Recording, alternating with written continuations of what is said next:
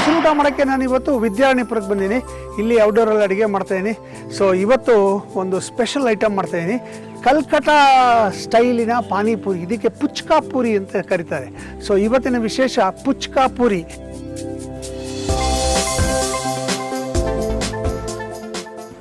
ನಿಮ್ಮ ಪ್ರೋಗ್ರಾಮ್ ಎಲ್ಲ ನೋಡ್ತಾ ಇದ್ವಿ. ಈಗ ನೀವು ಮಾಡೋ ತಿನ್ನಾಗ ಇವಾಗ ನಾವು ಲಕ್ಕಿ. ಈಗ ಥ್ಯಾಂಕ್ ಯು. ತುಂಬ ಚೆನ್ನಾಗಿದೆ. ಅವರೆಲ್ಲ ತಿನ್ನೋದು ನೋಡಿ ನಮಗೂ ಯಾವಾಗಪ್ಪ ಈ ಚಾನ್ಸ್ ಸಿಗುತ್ತೆ ಅನ್ಕೊಂತಾ ಇದ್ವಿ. ಈ ಸಲ ಇದು ನಮ್ಗೆ ಅವಕಾಶ ಮಾಡಿಕೊಟ್ಟಿದ್ದಕ್ಕೆ ತುಂಬಾ ಥ್ಯಾಂಕ್ಸ್. ತುಂಬಾ ಸೂಪರ್ ಆಗಿದೆ. ಹಾಗೆ ತಿಂದ್ರು ತುಂಬಾ ರುಚಿಯಾಗಿರುತ್ತೆ. ಹಾಗೆ ಚೆನ್ನಾಗಿರುತ್ತೆ. ಇವಾಗ ನೀವು ಹೆಂಗಿದ್ರು ಮೆಣಸಿನ್ಕಾಯಿ ಎಲ್ಲ ಹಾಕಿದಿರ, ಚಿಲ್ಲಿ ಫ್ಲೇಕ್ಸು ಮೆಣಸಿನ್ಕಾಯಿ ಎಲ್ಲ ಹಾಕಿರೋದ್ರಿಂದ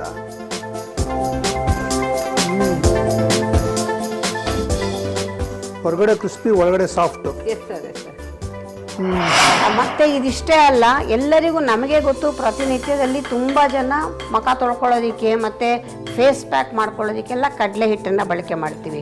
ಅಂದರೆ ಚರ್ಮದ ಸೊಬಗನ್ನು ಹೆಚ್ಚು ಮಾಡೋದಕ್ಕೆ ಕೂಡ ಕಡಲೆ ಹಿಟ್ಟು ಕೇವಲ ಬಾಹ್ಯ ಲೇಪನವಲ್ಲದಿರ ಹೊಟ್ಟೆ ಒಳಗೆ ಸೇವನೆ ಮಾಡೋದ್ರಿಂದನೂ ಕೂಡ ತುಂಬ ಸುಲಭವಾಗಿ ಅದು ಚೆನ್ನಾಗಿರೋದಕ್ಕೆ, ಕಾಂತಿಯುಕ್ತವಾಗಿರೋದಕ್ಕೆ ಸಹಾಯವನ್ನು ಮಾಡ್ತಕ್ಕಂಥದ್ದು.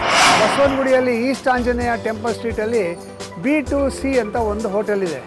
ಈ B2C ಅಲ್ಲಿ ವಿಶೇಷ ಏನು ಅಂದರೆ, ಇಲ್ಲಿ ಅದ್ಭುತವಾದ ಕಾಳಿ ದೋಸೆ ಸಿಗುತ್ತೆ, ಆಮೇಲೆ ಒಳ್ಳೆ ಉಪ್ಪಿಟ್ಟು ಸಿಗುತ್ತೆ, ಆಮೇಲೆ ಇಡ್ಲಿ ರಸಮ್ ಸಿಗುತ್ತೆ. ಅದು ಭಾಳ ವಿಶೇಷ ಇಲ್ಲಿ.